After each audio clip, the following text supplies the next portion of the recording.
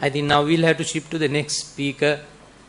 She's of course no need of any introduction. She is a lawyer who was enrolled as far back in 1977 as lawyer of the Supreme Court, and also involved in the administration field and served as the Secretary to the Minister of Justice for a long period, and still that she is the Secretary to the Minister of Justice. Mrs. Kamalini De Silva, I invite you for your presentation. You also have been allocated 15 minutes. Thank you, Chairman Sir.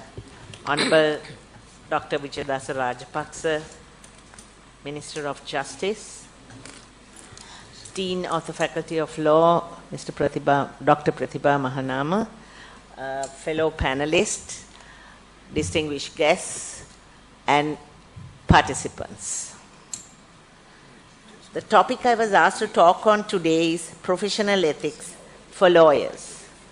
Before getting into the legal framework which is applicable to lawyers in Sri Lanka, I would like to quote from a famous fairy tale, Alice in Wonderland, Chapter 6 by Lewis Carroll in 1865.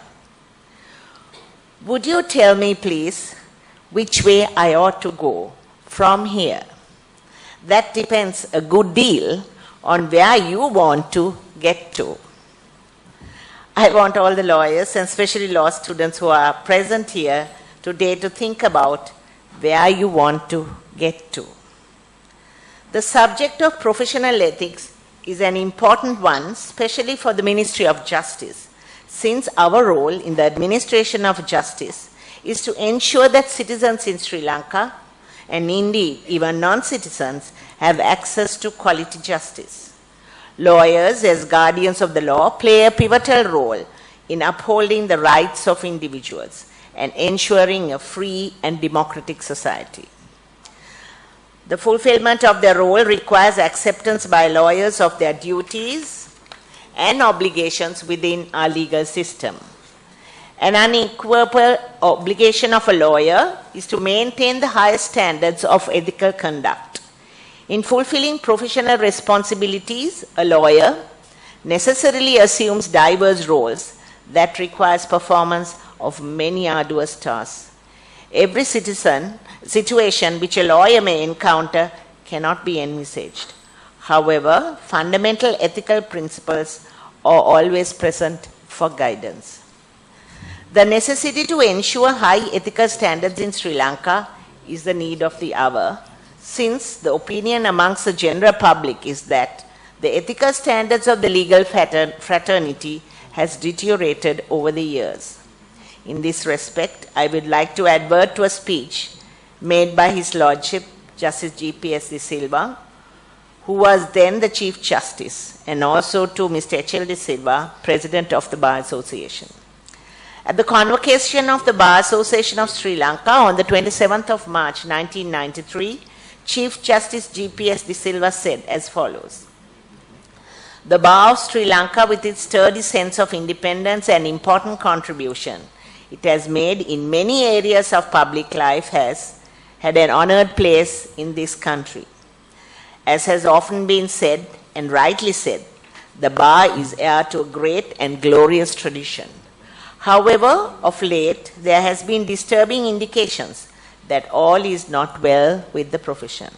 It is with regret that I am constrained to refer to the decline in professional conduct.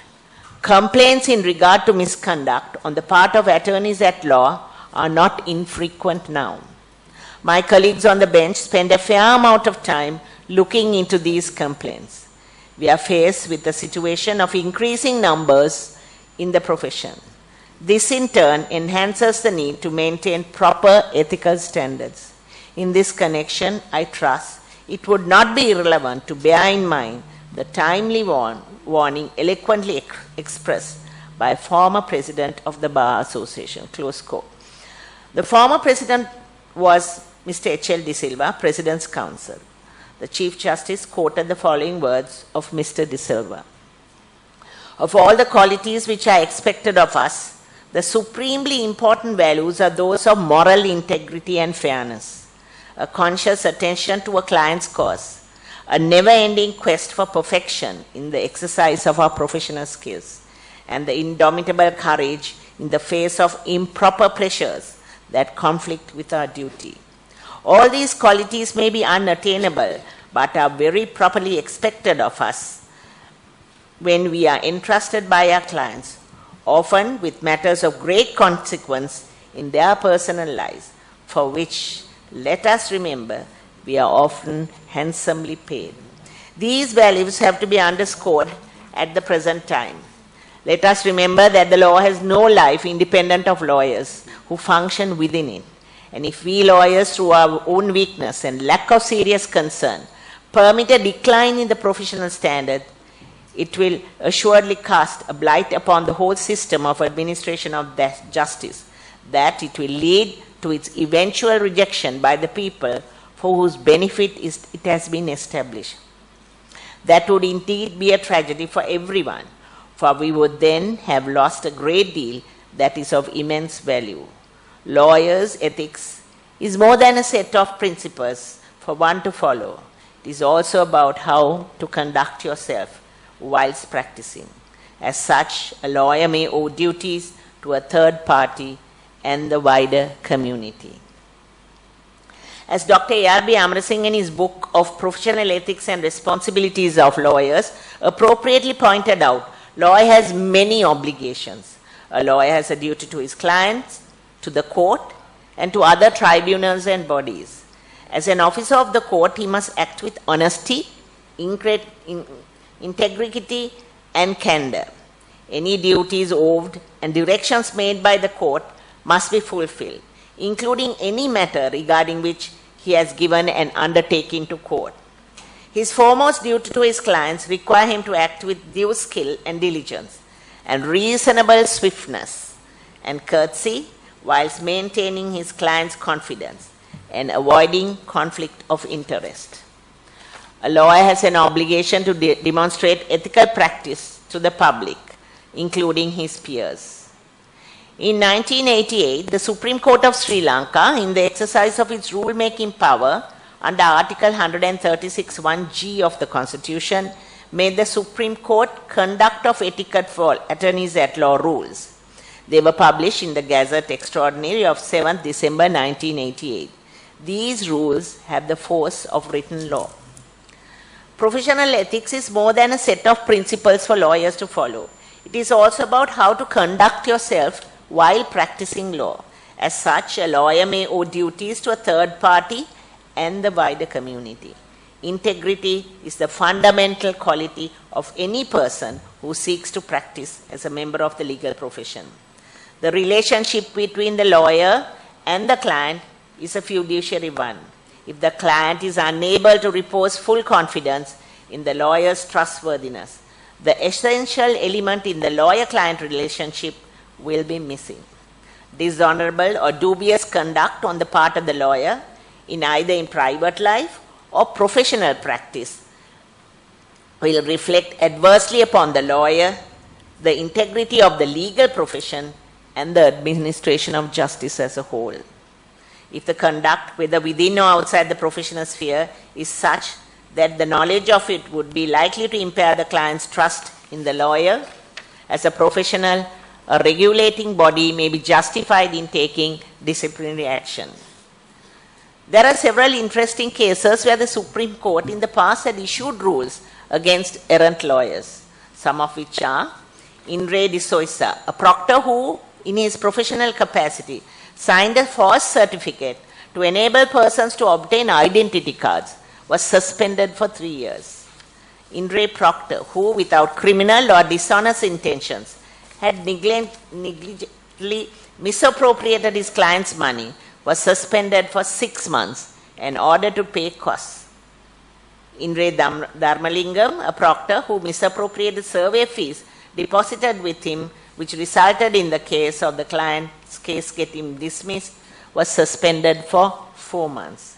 In re Edwin Bevan, a proctor who signed and issued blank letters of demand, was suspended for 3 months. And in the matter of K. a proctor who appeared in in a state of intoxication in court was suspended for 3 months.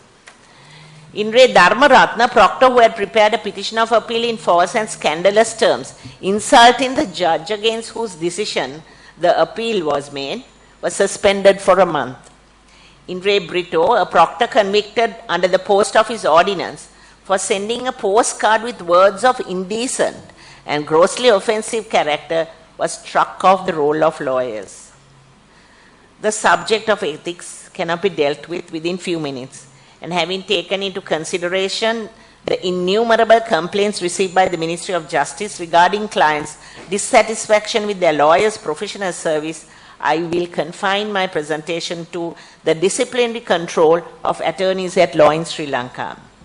Since 1801, the Supreme Court has held the power to admit and enroll lawyers or refuse to admit and enroll them, and to exercise disciplinary control over them.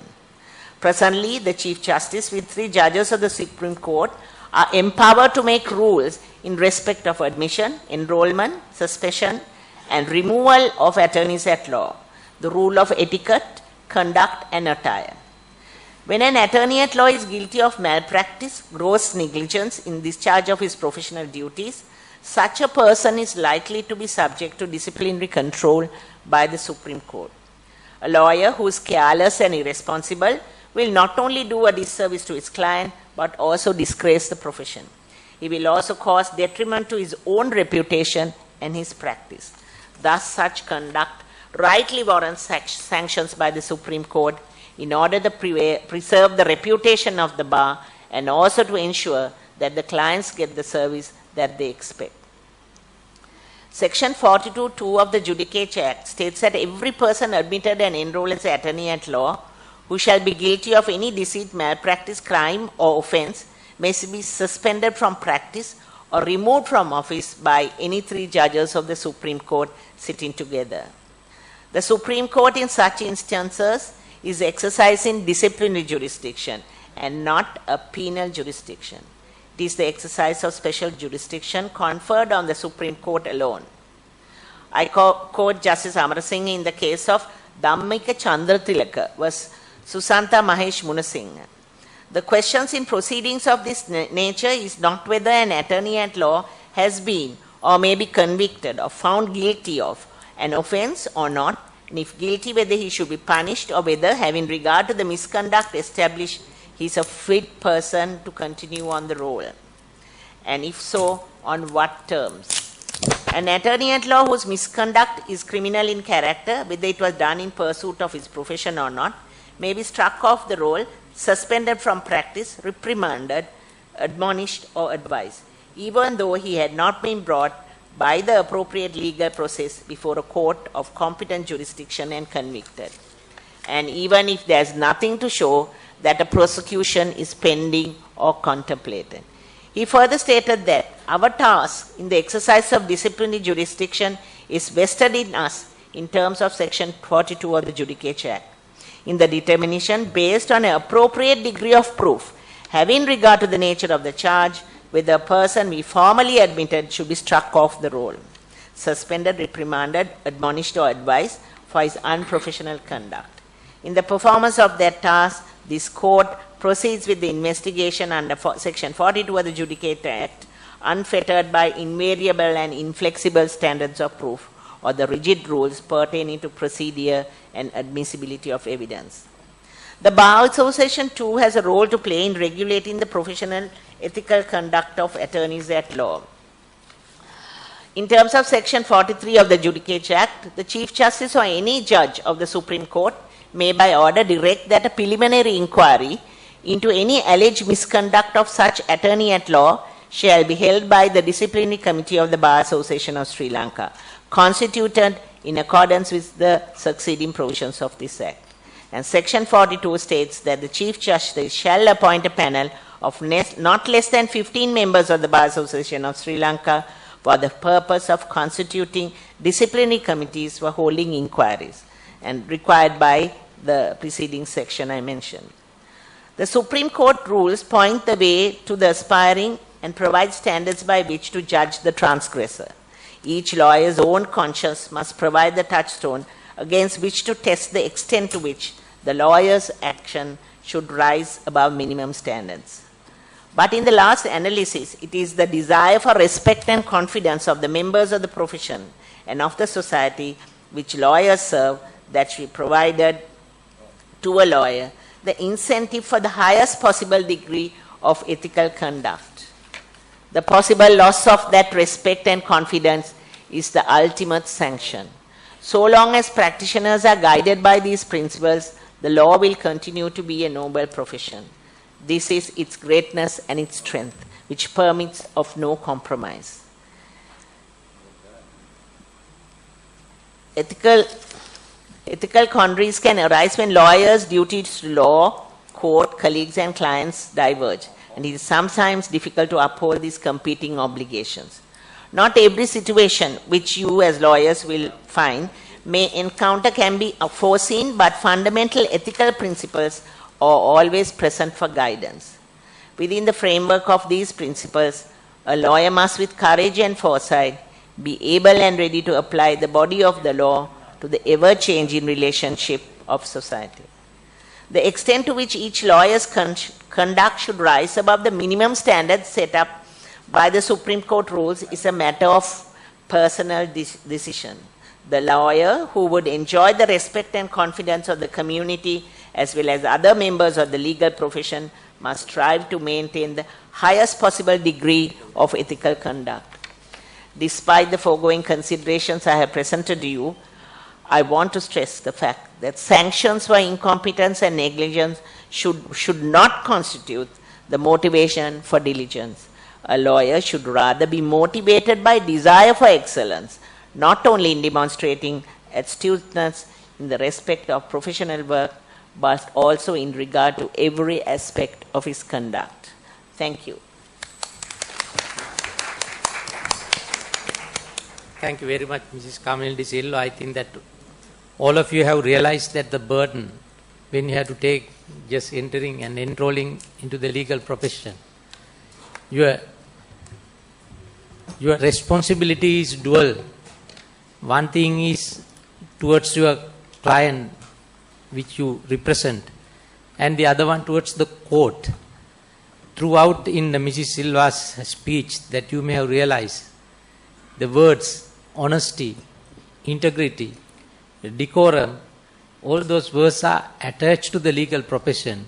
Therefore, it is your duty to maintain all these aspects when you become a lawyer in the legal field.